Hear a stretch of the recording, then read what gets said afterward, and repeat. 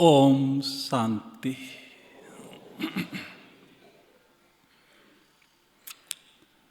आज का सुंदर विषय समृद्धि स्वरूप, अनुभूति स्वरूप बन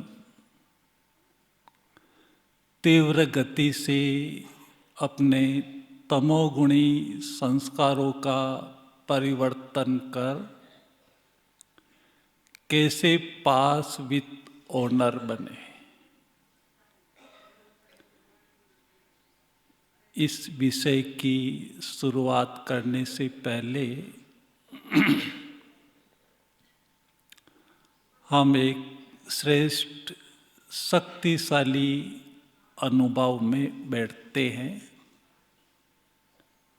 1 मिनट के लिए बिल्कुल पावरफुल संकल्प और कोई संकल्प नहीं, केवल अनुभूति में बैठना है कि मैं मस्तक के मध्य एक श्रेष्ठ आत्मा हूँ। इसी अनुभूति में बैठ जाए।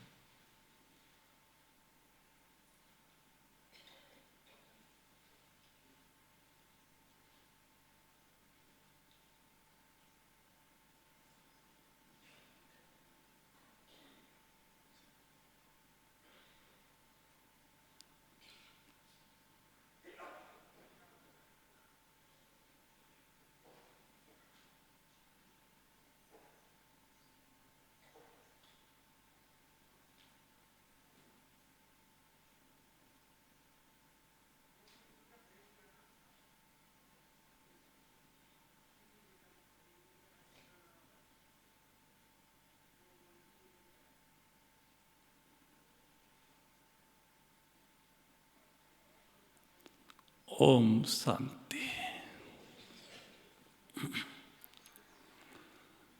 वर्तमान समय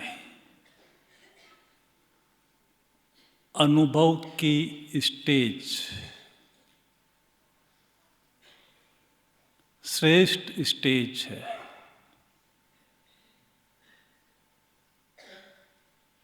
जो आत्माएं अनुभव में रहती है, फीलिंग में रहती है, ईश्वरीय नशे में रहती है, श्रेष्ठ स्वमान में रहती है, उसके तमोगुणी स्वभाव संस्कार तीव्र गति से परिवर्तन होने लगते हैं।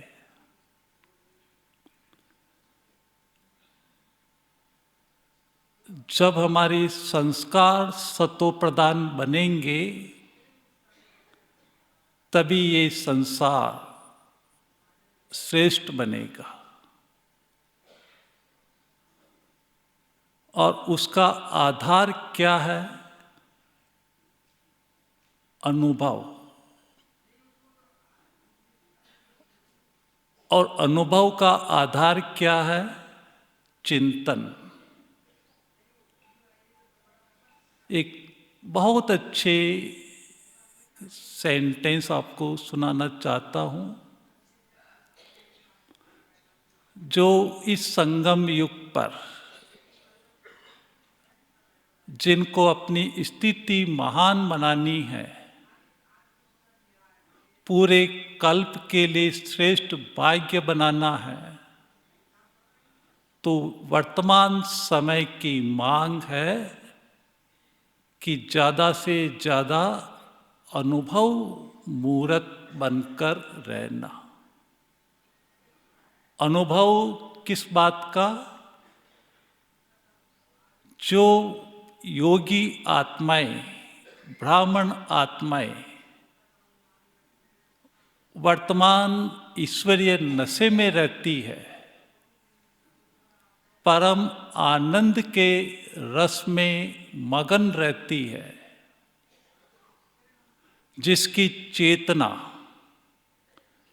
इस संसार से, देह से और देह के संबंधों से अलग दुनिया में खोई हुई रहती है, वो आत्माएं इस विश्व परिवर्तन के कार्य में, विश्व कल्याण के कार्य में महान भूमिका निभाती है। बहुत गहरा मनोविज्ञान है। गीता में भी ये बात आती है कि हे अर्जुन, मुझे ज्ञानी आत्मा तो अति प्रिय है, लेकिन योगी तो जैसा मेरा ही स्वरूप है। खो जाए इस चिंतन में कि मैं कौन हूं, मैं कौन हूं। जैसा बाप वैसे बच्चे। बाबा सर्वशक्तिवान, हम आत्माएं भी मास्टर सर्वशक्तिवान। सबसे बड़ा स्वमान, नशा, फीलिंग।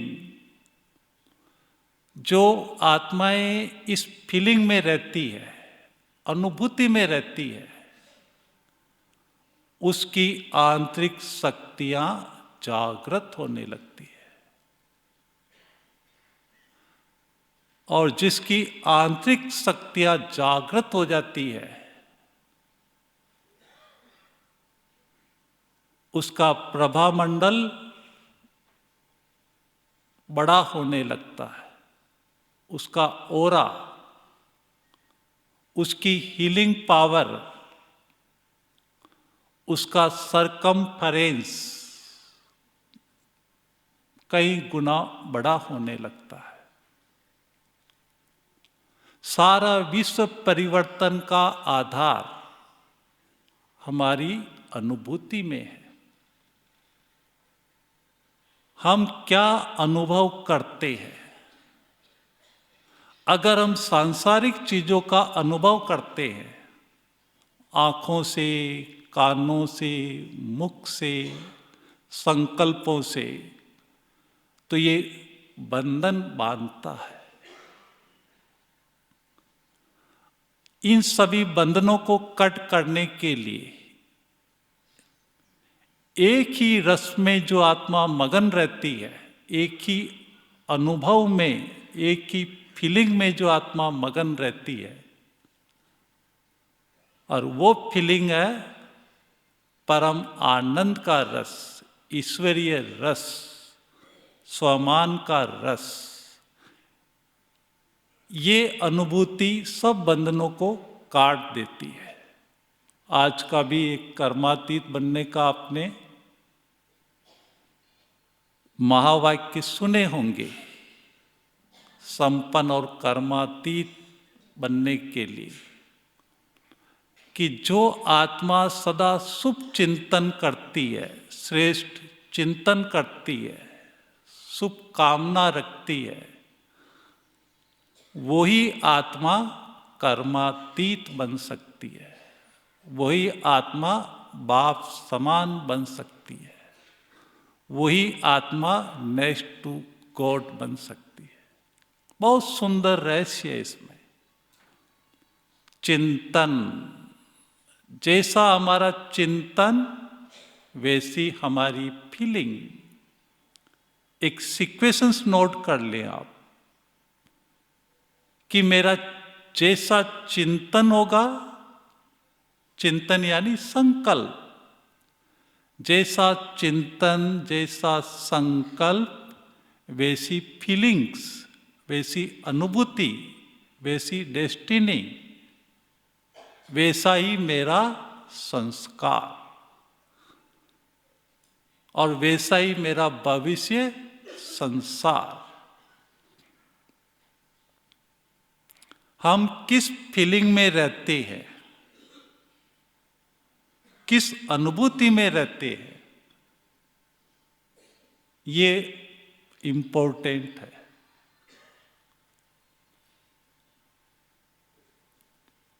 हम सभी का लक्ष्य है बाप समान बनने का। बाबा आया है हमें राजाओं का राजा बनाने। आज भी बाबा ने कहा ना, ऊंच ते ऊंच बाप, उसकी पालना भी ऊंच ते ऊंच, और पद भी ऊंच ते ऊंच। इसका गहरा मनोविज्ञान क्या है?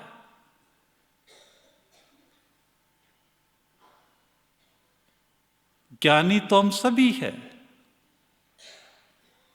लेकिन अधिकांश भाई बहन से जब चर्चा होती है तो ज्ञान का हम केवल सिमरन करते हैं, उसका रिपीटेशंस करते हैं, सोचते हैं। हम सोचता स्वरूप ज्यादा रहते हैं। जब भी हम योग में बैठते हैं तो अधिकांश भाई बहन अपने अंदर ही मन से विचार करते रहते, सोचते रहते हैं, अपने को कमेंट ही देते रहते हैं कि मैं ये हूं, मैं ये हूं, मैं ये हूं। और ये करते करते ही पूरा टाइम पास कर देते हैं। और फिर जब योग से उठते हैं तो नो चेंज, संस्कार वही के वही, संस्कार परिवर्तन नहीं होते, खुशी का अनुभव नहीं होता है, चार्जिंग का अनुभव नहीं होता है। योग यानी परमात्म मिलन, महान आत्मा से मिलन, परम आत्मा से मिलन। दुनिया में भी अगर हम किसी बड़े व्यक्ति से मिलने जाते हैं तो मिलने की कितनी खुशी रहती है। प्रेसिडेंट से मिलने जाते हैं तो कितनी खुशी रहती है। और यहां हमारा मिलन किसके साथ? आत्मा का परमात्मा के साथ। तो हमें कितनी परम आनंद की खुशी होनी चाहिए। लेकिन वो खुशी क्यों नहीं होती है? संस्कार परिवर्तन क्यों नहीं होते हैं? स्वभाव परिवर्तन क्यों नहीं होते हैं? कि हम सोचता स्वरूप स्टेज में ज्यादा रहते हैं, अनुभूति में कम। क्या बेसिक डिफरेंस है सोचता स्वरूप अनुभूति स्वरूप में? हमारी योग की 4 अवस्थाएं हैं। पहली है मनन चिंतन, दूसरी है कन्वर्सेशंस विथ गॉड, रूह रिहान, तीसरी है कंसेंट्रेशन, एकाग्रता, और चौथी है अनुभूति। ये चौथी योग की परम स्टेज है। मनन चिंतन रूह रिहान में हमारा मन का यूज ज्यादा होता है। मन से हम अनेक तरह के श्रेष्ठ विचार करते रहते हैं, बुद्धि उसका मंथन करती रहती है। इससे बुद्धि थोड़ी प्योर होती जाती है। जितनी बुद्धि हमारी पवित्र होती जाएगी तो तीसरी स्टेज आती है हमारी एकाग्रता, concentration. What is the concentration? Concentration means जो मन हमारा संकल्प करे, बुद्धि उसके ऊपर थोड़े समय के लिए ठहर जाए, उसका अनुभव करने लगे। इसके लिए हमारे मन में धैर्यता बहुत चाहिए, अगर हमारा मन नॉन स्टॉप संकल्प करता जाता है तो आप अनुभव की अवस्था से दूर होते जाते हैं। हम निरंतर अपने को थॉट्स देते रहते हैं कि मैं ये हूँ, मैं परम पिता परमात्मा की संतान हूँ, मैं परम धाम निवासी हूँ। ये अपने को बार बार याद दिलाते हैं। मन ये चिंतन किसको दे रहा है? बुद्धि को। लेकिन अगर हम निरंतर ये कमांड बुद्धि को देते रहेंगे तो बुद्धि वो अनुभव की स्टेज में टिक नहीं पाएगी। हमारे मन बुद्धि के जो फंक्शन है, एट ए टाइम या तो मन विचार कर ले या बुद्धि अपना काम कर ले। दोनों में से एक ही समय एक ही शक्ति कार्य कर सकती है। अगर हम निरंतर मन के द्वारा बुद्धि को विचार देते रहते हैं तो बुद्धि उस पर कार्य कर ही नहीं पाती है। बुद्धि का कार्य क्या है? बहुत फंक्शन है बुद्धि के। एनालिसिस करना, राइट रॉन्ग का निर्णय करना, महसूस करना, अनुभव करना, ये सारे बुद्धि के काम है। और वर्तमान समय संगम पर आकर के बाबा हमारी बुद्धि का ताला अभी खोलता है। इसी समय संगम युग पर ही ये परमात्म बैंक खुलती है और इसी समय हम बुद्धि रूपी अनुभव के द्वारा जितना खजाना जमा करना चाहें उतना खजाना जमा कर सकते हैं। इसका आधार है दिव्य बुद्धि, इसका आधार है अनुभूतियां।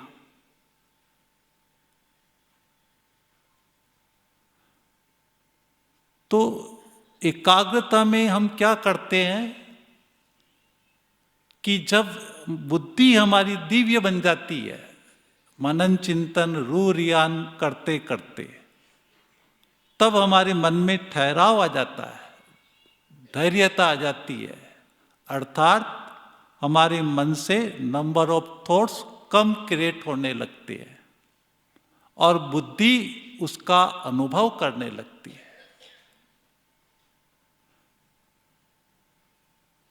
तो what is the concentration? Concentration means where your mind with your intellect work together at a time on one thoughts, that is concentration. तो एकाग्रता का अर्थ है एक ही संकल्प पर बुद्धि लंबे समय तक टिक जाए, तभी हमारे संस्कार परिवर्तन होने लगते हैं। जितना हम श्रेष्ठ चिंतन बुद्धि को देते जाएंगे उतनी बुद्धि पवित्र, पारस, दिव्य बनती जाएगी और जितनी बुद्धि दिव्य बनती जाएगी मन बुद्धि की प्योरिटी के अनुसार धीरे धीरे शांत होता जाएगा। जितना हमारा मन शांत होगा उतना हमारी आंतरिक शक्तियां बढ़ती जाएगी और ये आंतरिक शक्तियां आपको भरपूरता का अनुभव कराएगी, खुशी का अनुभव कराएगी। जितने आपके अंदर आंतरिक शक्तियां बढ़ती जाएगी उतना आप इस देह की दुनिया, देह के पदार्थों से चेतना ऊपर उठती जाएगी। आपकी एंजेलिक स्टेज, फरिश्ता स्टेज स्वतः ही अनुभव होने लगेगी। तो कंसंट्रेशंस में हमारे मन और बुद्धि, मन विचार करता है और बुद्धि विचारों के अनुसार अनुभव करती है। लेकिन चौथी जो स्टेज होती है हमारी अनुभूति की स्टेज, एक्सपीरियंस, वो स्टेज एक पावरफुल स्टेज होती है जिसमें हम कम समय में ही अपने स्वभाव संस्कारों का तेजी से परिवर्तन कर सकते हैं। वो अनुभूति की स्टेज में जब बुद्धि हमारी परफेक्ट हो जाती है, बुद्धि के अंदर कंप्लीट स्मृति जागृत हो जाती है कि मैं कौन, मेरा कौन, मैं कौन, मेरा कौन। एक तरह से बुद्धि के अंदर उसका स्वरूप, इम्बॉडीमेंट, वो स्वरूप बनने लगता है। अनुभूति की स्टेज में मन की भूमिका बहुत कम रहती है और अनुभूति की स्टेज में बुद्धि की भूमिका ज्यादा रहती है। जब बुद्धि में परफेक्शन आ जाता है, समर्थी आ जाती है, पॉजिटिवनेस आ जाती है कि मैं कौन, मेरा कौन, तो वो आत्मा उसी फीलिंग में रहने लगती है कि जो मैं हूं, मैं कौन, मैं लाइट माइट आत्मा हूं। जैसे आपको नेचुरली देह का भान रहता है ना, आप अपने को याद दिलाते हैं, नेचुरल वो उसका स्वरूप रहता है कि मैं फलाना हूं, मैं डॉक्टर हूं, मैं इंजीनियर हूं। उसमें मन की कोई भूमिका नहीं रहती है, उसका हम स्वरूप बने हुए रहते हैं। ऐसी अनुभूति की जो स्टेज है उसमें मन की भूमिका न के बराबर होती है। जो मैं हूं उसका स्वरूप, उसकी अनुभूति प्रैक्टिकल चाल चलन में दिखाई देने लगती है। प्रैक्टिकल वो जीवन बन जाता है, उसके नेचुरल संस्कार बन जाते हैं। आपने सुना होगा ब्रह्मा बाबा की जीवन कहानी। लास्ट दिनों में ब्रह्मा बाबा से हर एक ब्रह्मा वत्सों को यही अनुभव होता था कि बाबा यहां नहीं है, बाबा कहीं और है। बाबा की फरिश्ता स्टेज हर ब्राह्मण आत्माओं को अनुभव होती थी। और दूसरा बाबा से अनुभव क्या होता था? बाबा से भविष्य साक्षात्कार कि यही ब्रह्मा क्या बनेगा भविष्य में, विष्णु, कृष्ण बनेगा। ऐसा अनेकों को साक्षात्कार होता था। तो इन सब का अनुभव का आधार क्या है? चिंतन है। तो अनुभूति की स्टेज में हमारी मन की भूमिका न की बराबर रहती है। हम उसी परम आनंद की अनुभूति में बीज रूप स्थिति कहें या बाप समान स्थिति कहें, कर्मातीत स्थिति कहें, हमारी अनादि जो स्वरूप है परम धाम में, वो हमारा जो स्वरूप है वो नेचुरल अनुभव होता रहे। और जब वो नेचुरल हमें अनुभव होता रहे, क्योंकि जो अनादि स्वरूप है परम धाम का वो सोचता स्वरूप नहीं है, वो हमारा स्वरूप है। मैं हूं ही आत्मा, मैं हूं या नहीं हूं ये संकल्प भी नहीं है, मैं हूं ही आत्मा। वो फीलिंग रहती है। और जब हम इस फीलिंग में टिक जाते हैं, इस नशे में टिक जाते हैं, तब वो आत्मा के जो ओरिजिनल संस्कार है, आत्मा के जो सातों गुण है, वो अनुभव में आने लगते हैं। आत्मा के 7 गुण कौन कौन से हैं? ज्ञान, पवित्रता, शांति, प्रेम, सुख, आनंद, शक्ति।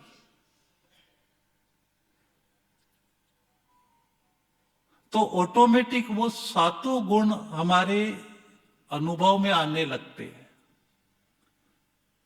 पर इसका आधार क्या है? वो है हमारा चिंतन।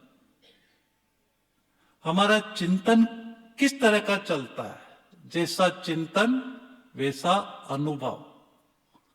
और चिंतन का आधार भी क्या है? चित्त। और चित्त किस आधार पर बनता है? चेतना के आधार पर बनता है। चेतना किसको कहते हैं? इसको कॉन्शियस भी कहते हैं, कॉन्शियसनेस भी कहते हैं, दिल भी कहते हैं। ये बुद्धि के ही एस्पेक्ट है। बुद्धि को ही हम चेतना कहते हैं। जो 24 आवर्स जो कार्य करती है, वो कौन कार्य करती है? बुद्धि कार्य करती है। रात को हम सोते हैं तो भूख प्यास लगती है, वो किसको अनुभव होता है? बुद्धि को अनुभव होता है। तो चेतना अर्थात बुद्धि। तो जैसी मेरी चेतना होगी, अगर मेरी चेतना में असत्य है, देह है, देह की दुनिया है, देह के पदार्थ है, तो मेरा चित्त कैसा बनेगा? चित्त शांत रहेगा? चित्त मेरा अशांत होगा। चित्त में डर होगा, भय होगा, तो चिंतन कैसा चलेगा मेरा? नेगेटिव चिंतन चलेगा। और फिर आपको अनुभव कैसा होगा? आपको नकारात्मक चिंतन का अनुभव कैसा होगा? डर का, भय का, अशांति का, तनाव का, डिप्रेशन का, इन सब का अनुभव इस आधार पर होगा। और जितना आपको इन चीजों का आपको अनुभव होगा, उतनी आपकी आंतरिक शक्तियां और कम होती जाएगी, उतने आप कमजोर बनते जाएंगे। और जितने आप कमजोर बनेंगे, उतनी छोटी छोटी बातें भी आपको बड़ी अनुभव होने लगेगी। हम कहलाते तो है मास्टर सर्वशक्तिवान, सोचते बहुत है, और छोटी छोटी बातों में हम क्या घबरा जाते हैं। कारण क्या है? हमारा चिंतन श्रेष्ठ नहीं है। अब अगर हमें बाप समान बनना है, बहुत अच्छी प्रारब्ध बनानी है, तो एक बहुत अच्छा कोटेशंस है, मैं हर जगह ये बताता रहता हूं कि जिसका मन जितना शांत रहता है, उसका भविष्य उतना ही उज्जवल बनता जाता है। और सारी साधना द्वापर से जो जितनी भी साधना होती आई है, वो मन को कंट्रोल करने के लिए। अब हमें मन का संपूर्ण ज्ञान मिल चुका है। मन जीते जगत जीत नहीं, माया जीत सो जगत जीत। अब इसकी विधि क्या है? आज भी बाबा का वरदान था कि माया, ये ड्रामा की नॉलेज के द्वारा, अचल स्थिति द्वारा माया जीत प्रकृति जीत पाओ।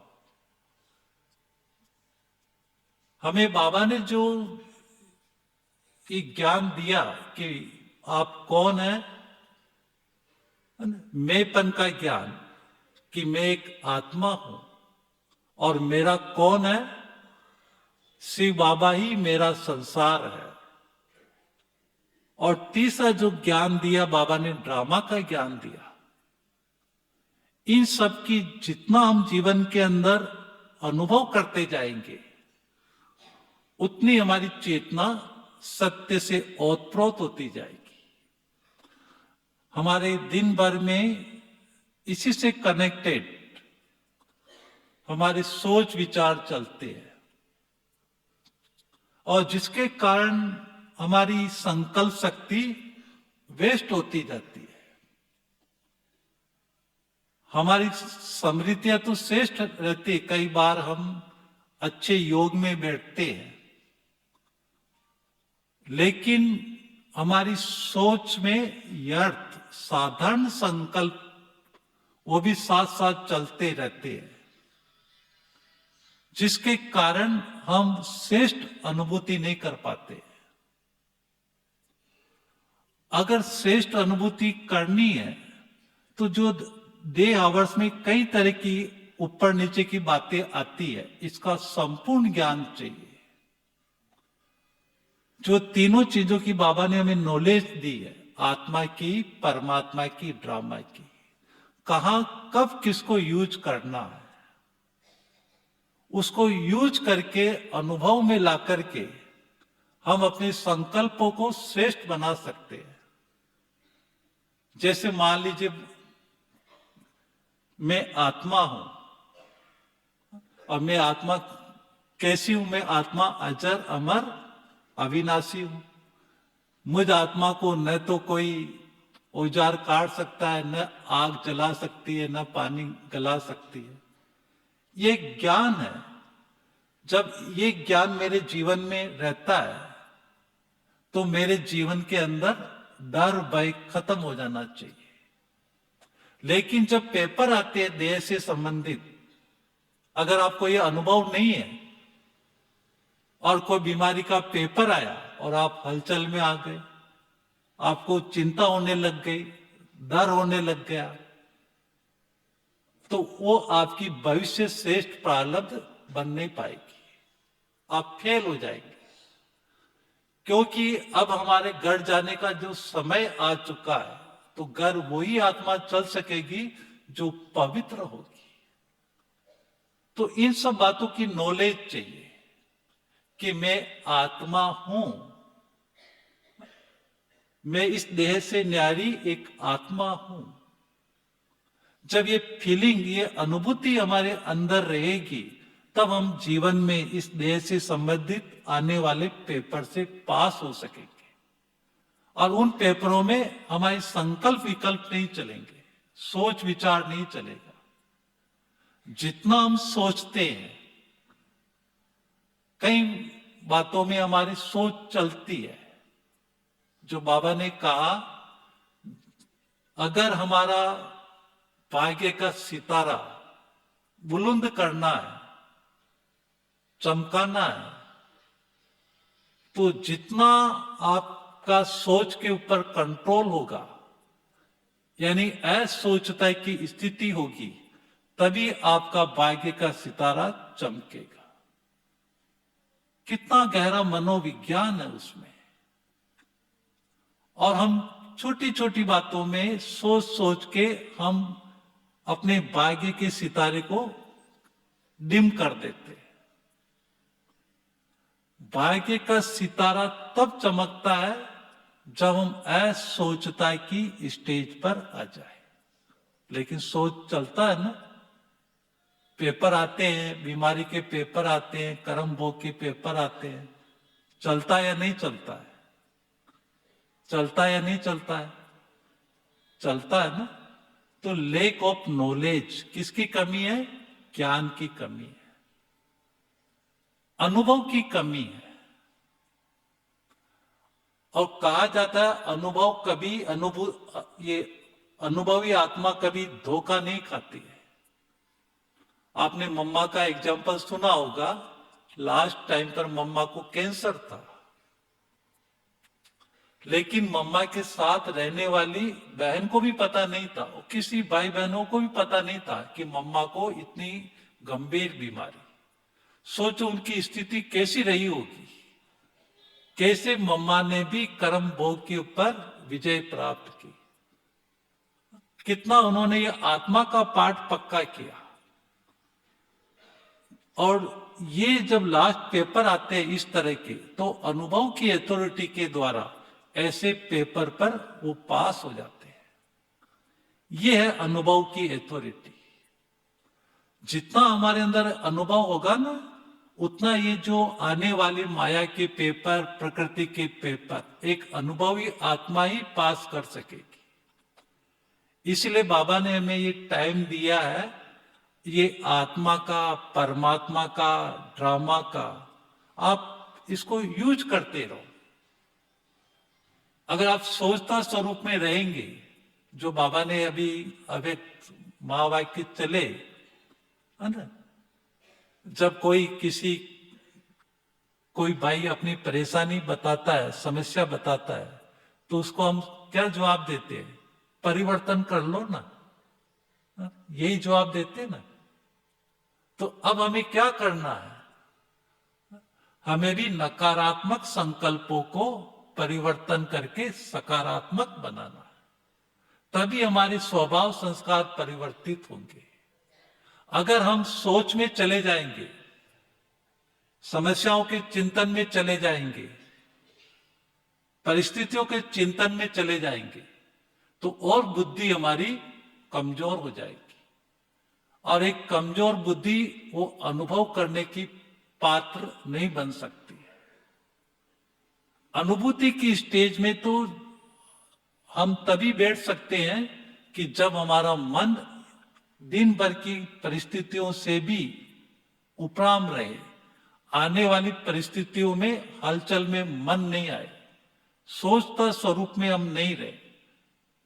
जो हुआ, जो आज बाबा ने वरदान में जो बताया कि जो हुआ अच्छा, जो होगा वो भी अच्छा, पर ये गोली स्वीकार होती है?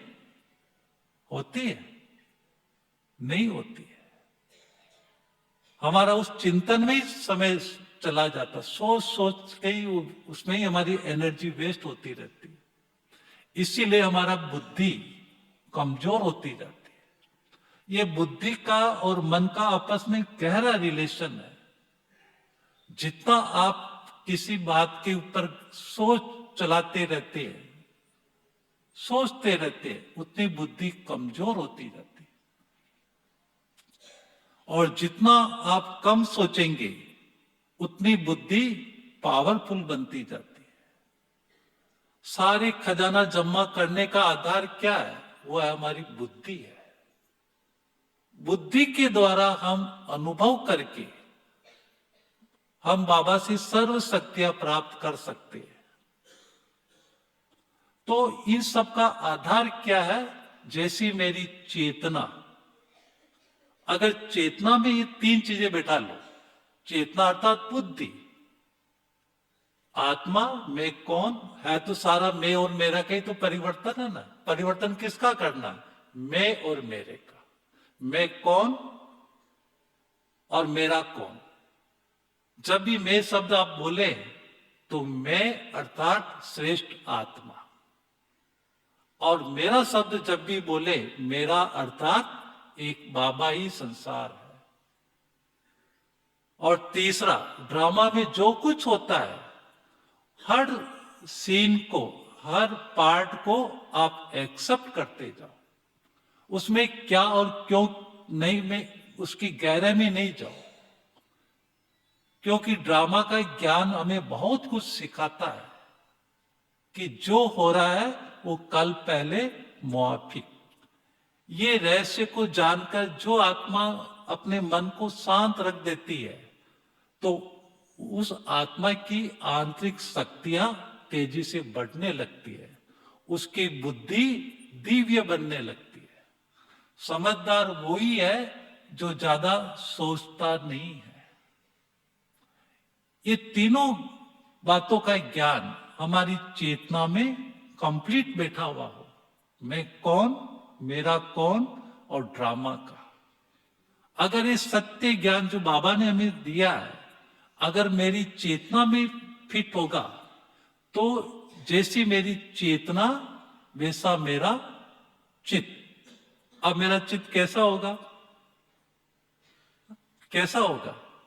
आत्मा, परमात्मा, ड्रामा को अगर सामने लाए, तो अब मेरा चित्त कैसा होगा? हर बात में, हर परिस्थिति में, हर समय मेरा चित्त शांत। ये ज्ञानी आत्मा की निशानी है। चित्त कभी भयभीत नहीं होगा, अशांत नहीं होगा, क्योंकि ज्ञान है। इसीलिए बाहर की एक कहावत है, knowledge is not everything, after realisations will be change. जितना हम तीनों का अनुभव करते जाएंगे ना, उतना हमारा चित्त शांत होता जाएगा। चित्त यानी सब कॉन्शियस। और जितना चित्त मेरा शांत, उतना मेरा चिंतन कैसा चलेगा? कैसा चलेगा? अच्छा ही चलेगा। जैसे अभी यहां आप बैठे हैं, कोई बात आपके घर पर हो गई, तो पहले तो बहुत अप एंड डाउन हो जाते थे ना। अब कोई बात आई तो अब हम 1 सेकेंड में ड्रामा कह करके फुल स्टॉप, जो हुआ कल पहले मुआफी। इतना परिवर्तन शक्ति का हमारे अंदर वो यूज चाहिए। अगर हम परिवर्तन शक्ति को यूज नहीं करेंगे तो फिर हम समस्या में, परिस्थितियों में हम बह जाएंगे। और जितना हमारा सोच चलेगा, उतनी हमारी बुद्धि कमजोर होती जाएगी। तो हमारा अनुभूति का आधार क्या है? हमारा चिंतन, और चिंतन का आधार चित्त, और चित्त का आधार चेतना, बुद्धि। बुद्धि में तीनों चीजें बैठानी है, आत्मा, परमात्मा और ड्रामा। अब हमारी चेतना अगर सत्य से ओतप्रोत है तो चित्त शांत और चिंतन अच्छा चल रहा है। और चिंतन से फिर अनुभूति, क्योंकि अनुभूति का आधार क्या है? जैसा चिंतन, जैसा संकल्प। अब मेरा चिंतन श्रेष्ठ है तो अनुभव कैसा होगा? अच्छा ही अनुभव होगा। मेरी बुद्धि में रह रह करके वो परम आनंद का सुख ही अनुभव होगा। कोई भी सांसारिक सुख, कोई भी सांसारिक प्राप्तियां तुच्छ लगेगी, कोई भी आकर्षण पैदा नहीं होगा। इसीलिए जो योगी परम आनंद के रस में मगन रहता है, उसके, उस आत्मा की प्रकृति दासी बन जाती है। कितना गहरा मनोविज्ञान बाबा ने हमें बता दिया। तो जो आत्माएं परम आनंद के रस में मगन रहती है, उस आत्मा का भाग्य का सितारा उज्जवल बनने लगता है। बाबा के कई बार मुरलियों में यह आता है कि जो आत्मा परमात्म रस में, परमात्म प्यार में मगन रहती है, बात वही है, अनुभव में रहना, मगन रहना, उसके सामने समस्याएं माया आंख उठा करके भी नहीं देख सकती है। तो हमें क्या करना चाहिए? एक बाबा के प्यार में, जो बाबा ने हमें प्राप्तियां कराई है, अनेक खजाने दिए हमें, ज्ञान के, गुणों के, शक्तियों के, इन खजानों के अनुभव में अगर हम मगन रहेंगे तो हमारी बुद्धि ये बाहरी संसार में जाएगी नहीं। हमारी बुद्धि एक परमात्म प्यार में ही मगन रहेगी। और जितना हम परमात्म प्यार में मगन रहेंगे, अनुभूति की स्टेज में रहेंगे। ये अनुभूति की स्टेज क्या होती है? कि एक बीज रूप स्टेज होती है। जैसे बीज में जाड़ समाया हुआ रहता है, और वही बीज को जब हम जमीन में डालते हैं, तो जब वो बीज प्रस्फुटित होता है तो उससे क्या निकलता है? तना निकलता है, और उससे फिर फल, फूल, लता सब निकलने लगती है। तो इसी तरह अनुभूति की स्टेज इतनी पावरफुल स्टेज होती है, जब हम बाबा के साथ परम धाम में, एक बाबा दूजा न कोई, इस अनुभूति में हम बैठ जाते हैं, तो पूरे बाबा को, यानी बाबा की सारी शक्तियों को हम अंदर समाहित कर लेते हैं।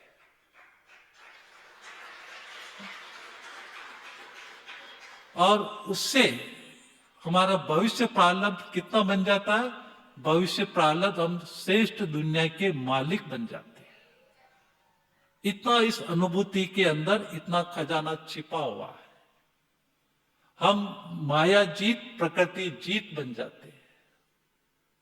तो अनुभूति की स्टेज का अर्थ है कि एक बाबा ही मेरा संसार है, और कोई भी आकर्षण आकर्षित नहीं करे। तो जितना हम इस परहेज में रहते हैं, इस स्टेज का अनुभव करने के लिए पहली पहली परहेज है, मेरा तो एक शिव बाबा ही संसार है, एक शिव बाबा, दूसरा न कोई। ये परहेज अपने को रखनी पड़ेगी। अगर इस परहेज को अगर आप तोड़ते हैं, जैसे डॉक्टर अगर आपको कोई परहेज बताता है, चाहे कितनी भी अच्छी दवाई दे रहा हो, तो वो दवाई काम नहीं करेगी।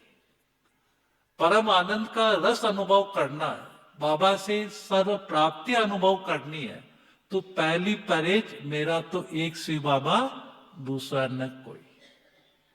दूसरी परहेज, मैं हुई रचेता इस शरीर का, मैं मालिक हूं, मैं रचना के वशीभूत कैसे हो सकता हूं? मैं रचेता हूं, न कि मैं रचना। तो जब हम इस नशे में रहते, मैं रचेता हूं इस शरीर का, तो अपना रचेतापन नहीं भूलो, मैं कौन हूं? मैं रचेता हूं। इस अनुभूति में रहो, तो आपका भविष्य प्रारब्ध श्रेष्ठ बनती जाएगी। और तीसरा, जो भी हमारी लौकिक अलौकिक जिम्मेवारियां हैं, उन सब का बोझ बाबा को देकर डबल लाइट बन जाओ। जितना हम डबल लाइट बनेंगे, तब हम बहुत संगम युगी श्रेष्ठ अनुभव कर सकेंगे। अगर हमारी बुद्धि में बोझ है, चिंता है, भारीपन है, तो वो आत्मा संगम युगी सुखों का अनुभव नहीं कर सकेगी। बुद्धिमान तो वही है जो अपना सारा बोझ बाबा को देकर हल्का बन जाए। जितना हम हल्के रहेंगे, हल्की चीज ही ऊपर जाती है, और ऊपर कौन है? शिव बाबा है। तभी हम बाबा से श्रेष्ठ प्राप्तियां कर सकते हैं, श्रेष्ठ अनुभूतियां कर सकते हैं। तो ये तीन चीजें हमें अटेंशन में रखनी है। पहला, एक बाबा, दूजा न कोई। सेकंड, मैं रचेता हूं। और तीसरा, अपना बोझ सब बाबा को देकर। फिर देखो, आपको इतनी सुंदर अनुभूतियां होने लगेगी, आपका थोड़े समय में ही मन तृप्त होने लगेगा, भरपूरता का अनुभव होने लगेगा, और आपको सांसारिक आकर्षण, सांसारिक पदार्थ तुच्छ लगने लगेंगे, और आपकी बुद्धि, आपकी चेतना एक परम आनंद के रस में डूबी हुई होगी। फिर आपके द्वारा जो दिखाई देगा औरों को, वो बाबा ही दिखाई देगा। बाबा के साक्षात्कार होने लगेंगे, साक्षात्कार की धूम मच जाएगी। तो इस तरह से हम अपनी चाल चलन के द्वारा, अपनी अनुभूति के द्वारा, अपने स्वभाव संस्कार का परिवर्तन करके अपने जीवन को बाप समान बना सकते हैं, और अनेक आत्माओं को आए हुए परमात्मा का साक्षात्कार करा करके उनका भी भाग्य श्रेष्ठ बना सकते हैं। तो इन सभी का आधार क्या है? अनुभूति। बहुत श्रेष्ठ खजाना है संगम युग का। तो इस तरह से अपनी अनुभूति करने के लिए, लास्ट बात, जितना हम कम सोचेंगे और जितना अच्छा श्रेष्ठ चिंतन करेंगे, अनुभूति किसके ऊपर डिपेंड है? चिंतन के ऊपर। जितना कम और जितना श्रेष्ठ चिंतन करेंगे, शुभ चिंतन करेंगे, शुभ कामना, शुभ भावना सबके प्रति रखेंगे, उतनी श्रेष्ठ श्रेष्ठ अच्छी अच्छी अनुभूतियां आप कर सकेंगे।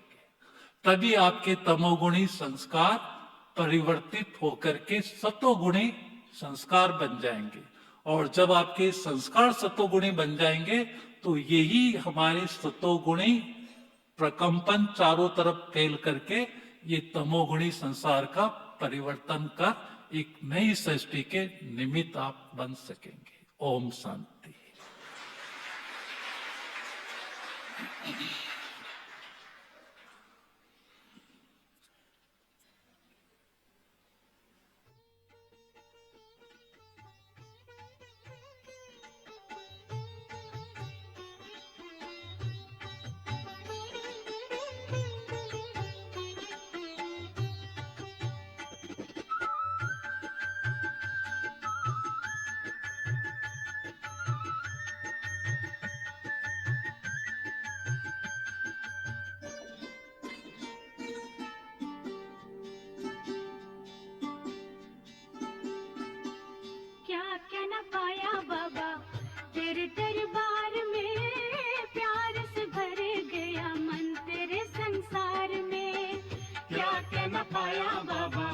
तेरे दरबार में प्यार से भर गया मन तेरे संसार में।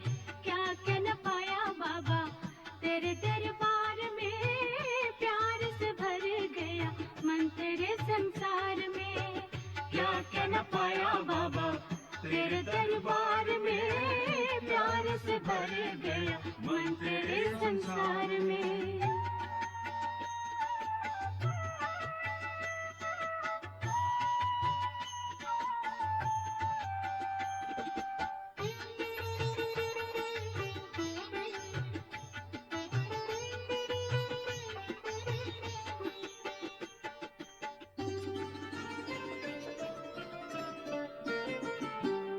जिस दिन से बाबा आपकी पहचान आ गई,